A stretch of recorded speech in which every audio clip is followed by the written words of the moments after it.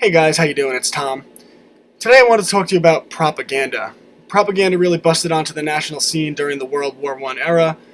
The United States government was interested in getting the American people involved in a war that had nothing to do with America overseas, and in order to do that, they had to convince the public that it was a worthy war.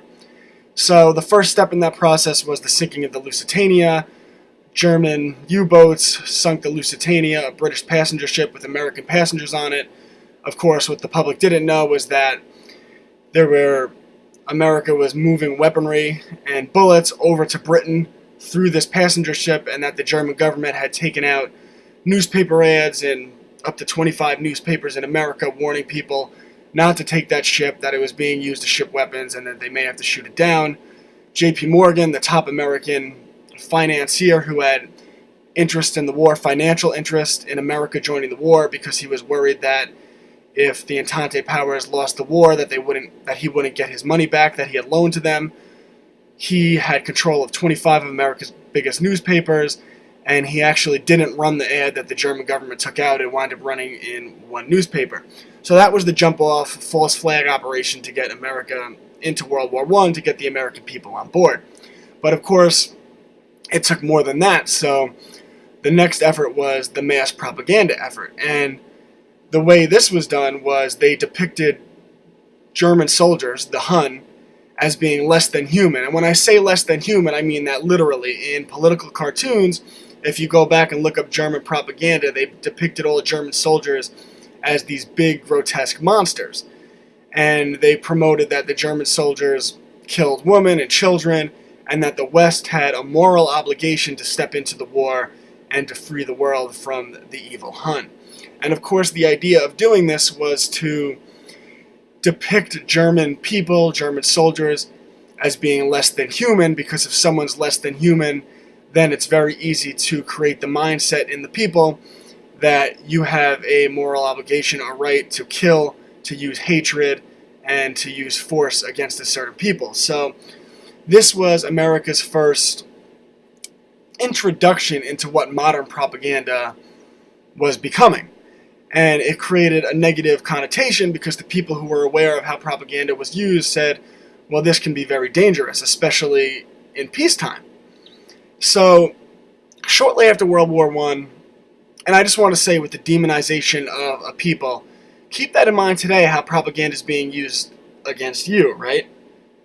Because the idea, again, is to make whoever the oligarchs are going against, they want them to be demonized, to be less than human, so that you're justified in hating them and using force against them. So anyway, in 1928, Edward Bernays, the father of modern propaganda, who was the nephew of Sigmund Freud, wrote the book Propaganda, and in the book he mentions a bunch of big names that he worked alongside or was aware of their dealings, so he most likely worked with. The Ford Foundation, Carnegie Foundation, Rockefeller Foundation, big politicians, political parties, and so forth. But Bernays, being the father of modern propaganda, would argue that propaganda was a good thing. Of course he would. He was the one using it, trying to get it adopted by more corporations to hire him and so forth. And when he explained propaganda, he explained that in the past it was used by kings and religious institutions, and they would shape public mindset. But in the modern democracy, because they don't have absolute authority, quote-unquote elite people, the oligarchs, would have to use propaganda to shape and move the direction of the American government, the American people, into a more moral and just authority. So he explained that the way this propaganda is used is first by breaking people into groups, because if you break people into groups, you can invoke predictable reactions. So think of this in the way it's being used today. Right now, people are being broken into groups. You see this with what's called identity politics. It's really just modern propaganda. So you break people into groups of white people, white men, gay people, black men, Spanish men, Muslim, Catholic, and so forth, women, men, and you pin everyone against each other. And then what Bernays explained is, once you have people in these groups, it's very easy to invoke predictable reactions. So,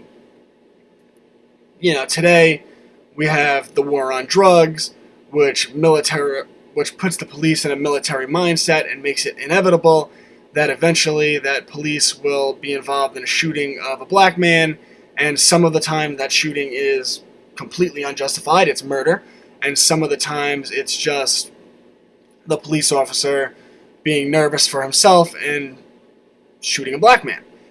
And of course this is wrong, and this is why I rage against the war on drugs, because police shouldn't be in a military mindset against the masses.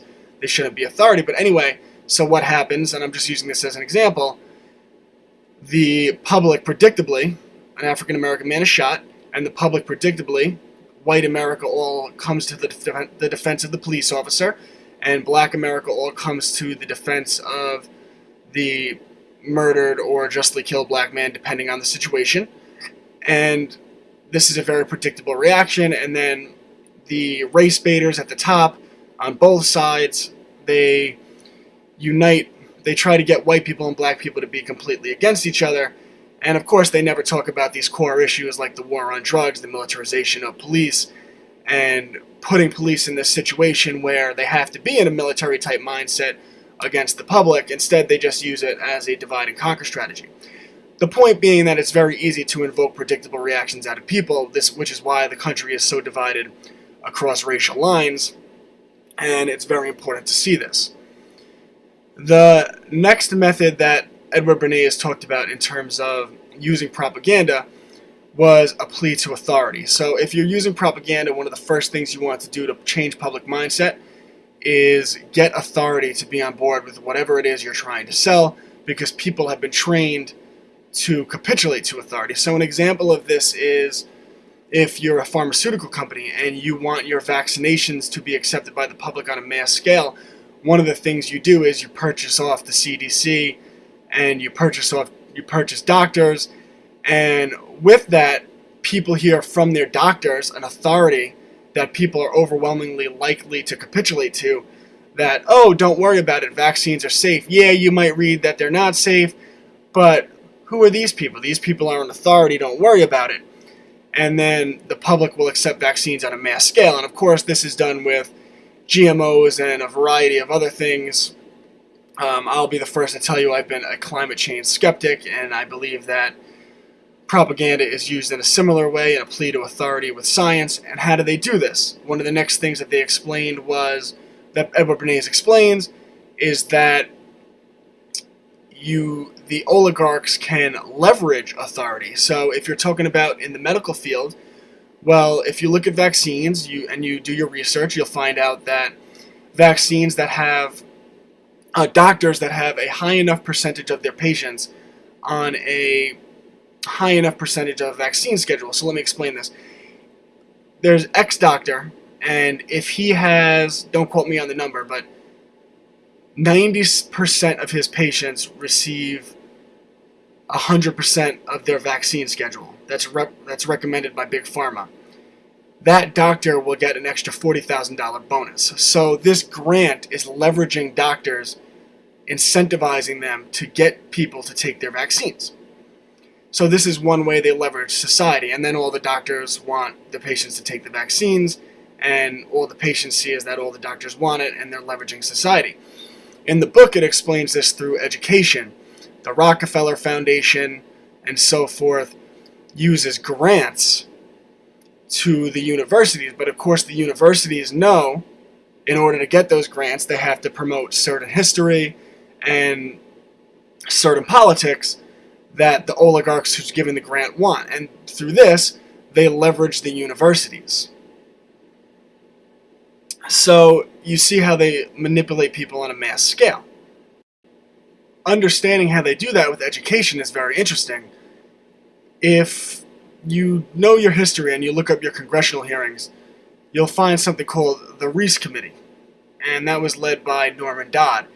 And the Reese Committee actually got access to the inner filings, the documentation of the Carnegie Foundation, and they found that the Carnegie Foundation, the Ford Foundation, the Rockefeller Foundation in the early 1900s had gotten together and devised a plan to take over the American education system. And when they took over the American education system, they put in the compulsory education system, and they leveraged this through grants, as I just described to you.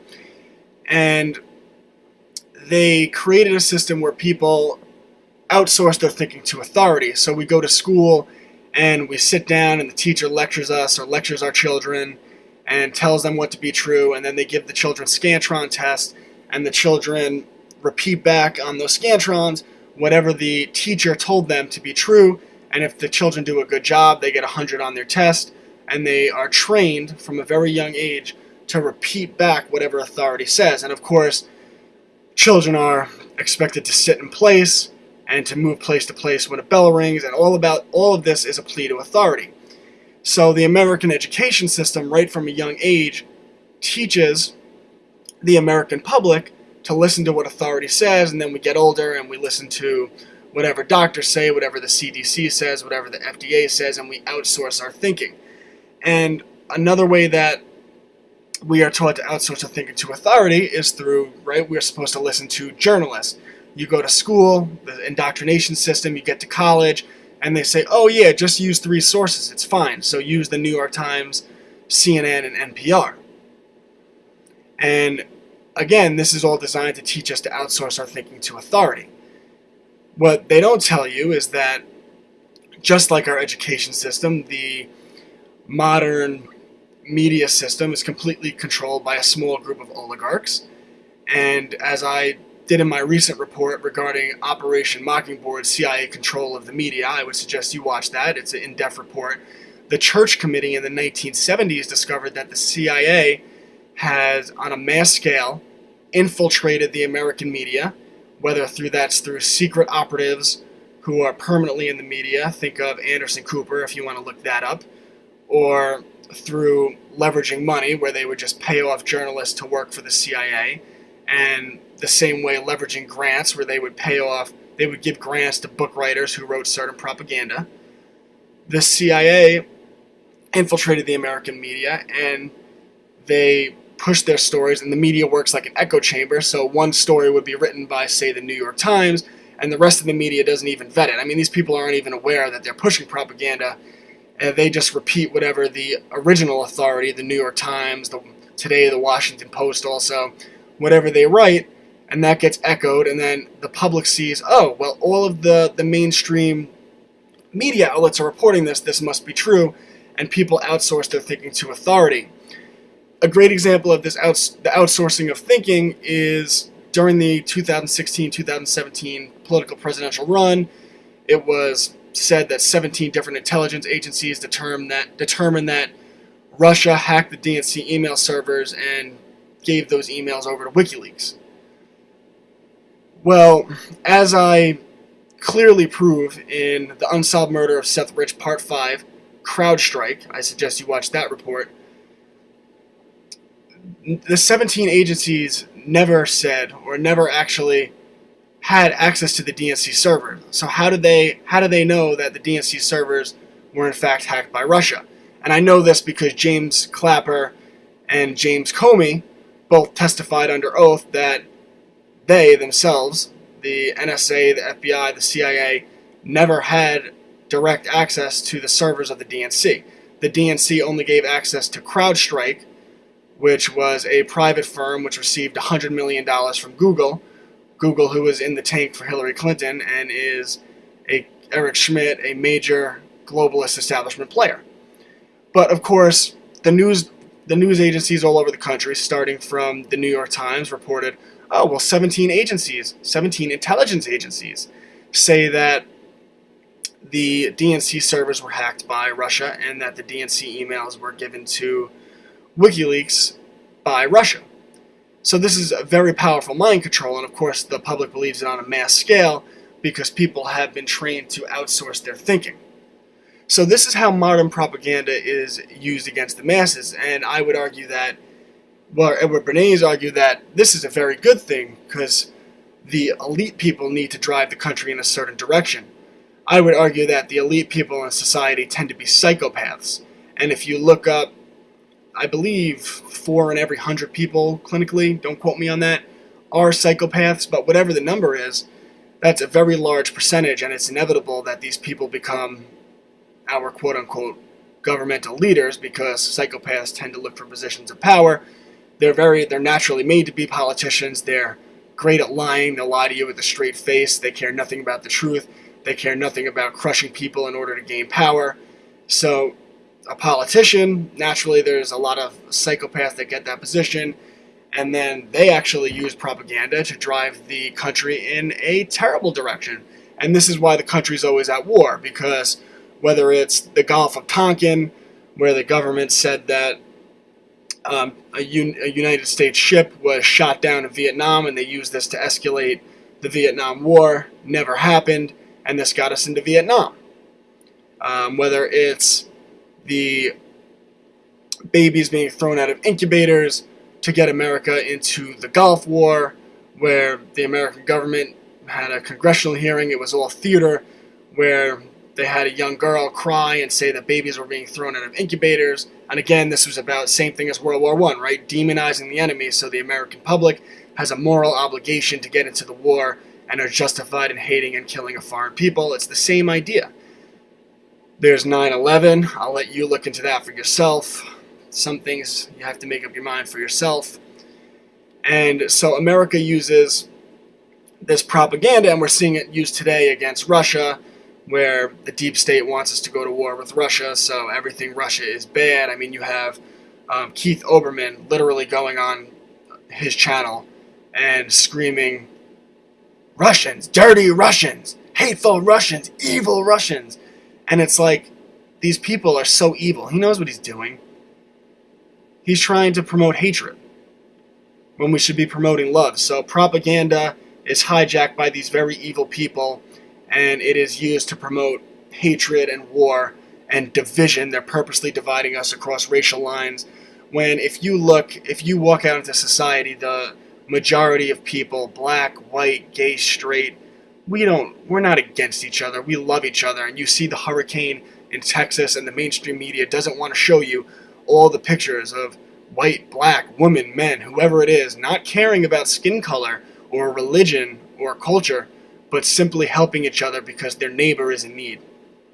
And propaganda has taken this away from us, and it's been done through, I hope I demonstrated today, it's been done through the use of hijacking the American education system, hijacking the American media, the control of information, dividing people into groups, and then training people through the education system to capitulate to authority, and then using the media and doctors, CDC, FDA, to use people to make people capitulate to that authority.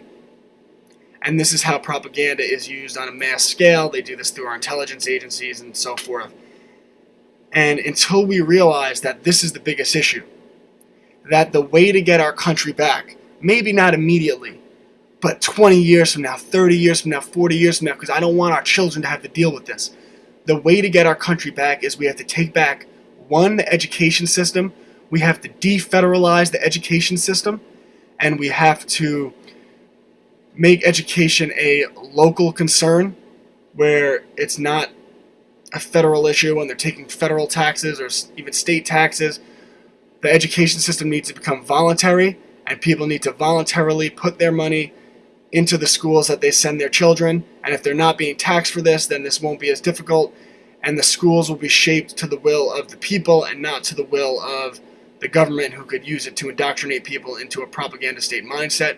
We need to decentralize the education system, and we need to decentralize the media, the mainstream media, which 5 or 6 corporations control 90% of the mainstream media, and it just becomes a big echo chamber. As I stated, the CIA, the government, infiltrate the media, and the big oligarchs at the top, the big tax-exempt foundations, actually buy the shares of the media and control the media. The media is also controlled through the big pharmaceutical companies, spend billions of dollars a year on advertising, for example, in the media, and the media is not going to do anything to piss off their advertisers.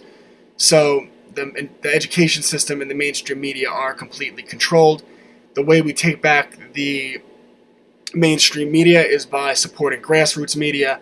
Of course, we are being purged. The ADL is now the authority, quote unquote, on what should be censored on YouTube. And of course, they're not censoring hateful. They say it's about censoring hate. What they're actually doing is censoring anyone who goes against the mainstream narrative. So we need to support grassroots media. take back the education system, take back media, and this is how we'll fight back against their propaganda. Of course, my operation, FFRnews, we are completely funded by the listener. If you want to support our operation for as little as $1 a month, go to www.patreon.com, Tom Anderson. You could get a subscription, again, as little as $1 a month. We also do Patreon-only videos, nothing too crazy, but just enough to let you know that I really appreciate your support. Let's fight back against this propaganda. Let's take back our American education system. Let's take back the mainstream media. And let's make the world a better place for our children, not just ourselves. I'm Tom Anderson, FFR News.